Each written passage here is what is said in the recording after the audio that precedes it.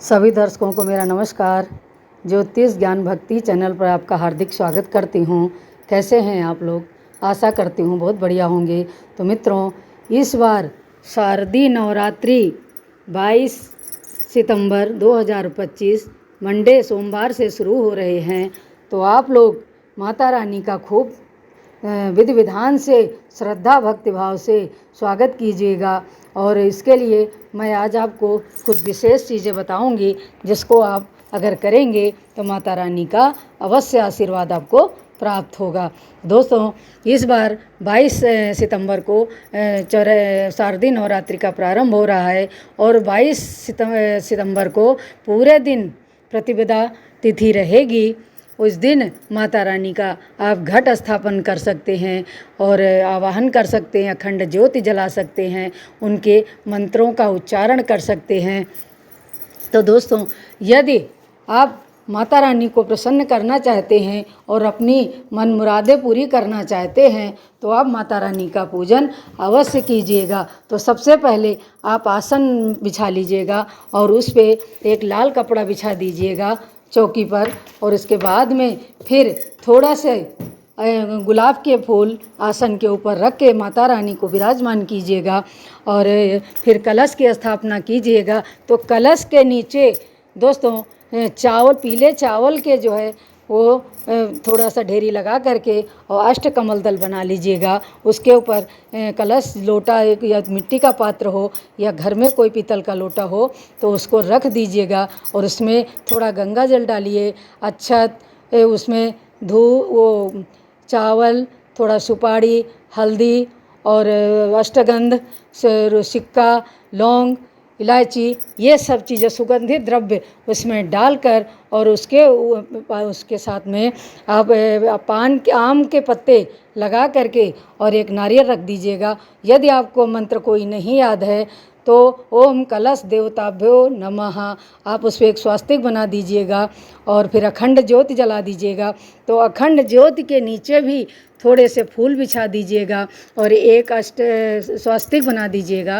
और इसके बाद में आप अखंड ज्योति अगर जलाते हैं तो उसमें जो भी आपकी श्रद्धा हो, घी का दीपक जला रहे हैं तो माता रानी के दाहिनी तरफ रखिएगा, अगर तेल का दीपक जला रहे हैं तो आप माता रानी के बाईं तरफ रखिएगा और उसके बाद में जवारे बो दीजिएगा।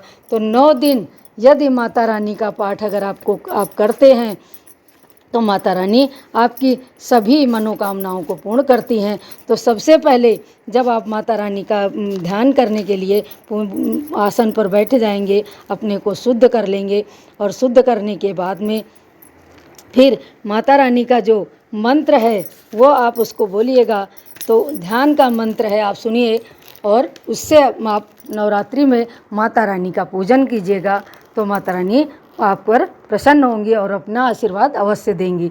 तो आप ध्यान से मंत्र सुन लीजिए, जिसको मैं डिस्क्रिप्शन में लिख के डाल दूंगी, तो आप लोग याद कर लीजिएगा और उनकी पूजन करिएगा। तो खड्गम चक्र गदेषु चाप परिंघा शूलम्बुशुंडिं शिरा शंखं सदर्ति करे श्रीनयनां सर्वांगभूषाव्रतां नीलास्मिदुत्तमास पाददशकां सेवे महाकालिकां यां स्वपित यां स्तो स्वपितये हरो कमलजो हन्तुं मधुं कैट। ओम ऐं ह्रीं क्लीं चामुंडाय विच्चै नमः। ओम ऐं ह्रीं क्लीं चामुंडाय विच्चै नमः। तो मित्रों, माता रानी का ध्यान करने के बाद फिर अगर संभव हो तो आप ओम ऐं ह्रीं क्लीं चामुंडाय विच्चै का 108 बार पाठ कर लीजिएगा। माता रानी का भोग लगा दीजिएगा और इसके बाद आरती करके और उनसे अपनी आप कामना अवश्य बोलिएगा। जो भी आपकी कामना हो, जो भी आपका कष्ट हो, स्वयं वो माता रानी से बोलिएगा। तो माता रानी आपकी मनोकामना को पूर्ण करेंगी। तो दोस्तों, इस बार जो 22 सितंबर से नवरात्रि शुरू हो रहे हैं, ये बहुत ही शुभ संकेत लेकर के आए हैं। माता रानी हाथी पर सवार होकर के भक्तों के घर में विराजमान होंगी, भक्तों को आशीर्वाद देंगी। तो कहते हैं कि जब भी माता रानी हाथी की सवारी करके आती हैं तो तो सुख समृद्धि लेकर के आती हैं, खुशियाँ लेके आती हैं, आरोग्यता प्रदान करती हैं। तो आप उनको प्रसन्न करिएगा।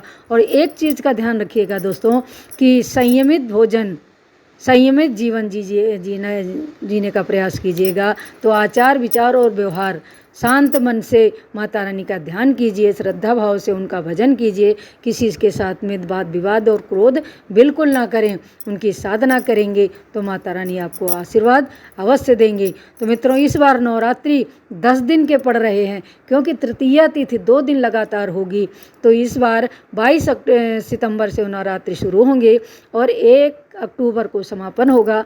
2 तारीख को दशहरा होगा। तो आनंद के साथ 10 दिन खूब मगन हो करके माता रानी का भजन कीर्तन कीजिए, पूजन कीजिए। दोनों टाइम अगर माता रानी के सप्तश्लोकी पाठ का ध्यान कर लेंगे, जप जाप कर लेंगे, और तो आपकी माता रानी मनोकामना अवश्य पूर्ण करेंगी। ज़्यादा आपके पास अगर समय नहीं है मत कीजिएगा, लेकिन सिद्धि कुंजिका शोध और सप्तश्लोकी पाठ अवश्य कर लीजिएगा। इससे आपको सप्तशती के पूर्ण फल का प्राप्त हो जाता है। तो इसलिए सप्तश्लोकी पाठ कर लीजिए और सिद्धि कुंजिका शोध कर लीजिएगा। तो आपको सप्तशती का पूरा 13 अध्याय का पाठ करने की आवश्यकता नहीं पड़ेगी। वही फल आपको माता रानी सिद्धि कुंजिका शोध पढ़ने से देंगी, जो फल आप सप्तशती का पूरे 13 अध्याय करेंगे।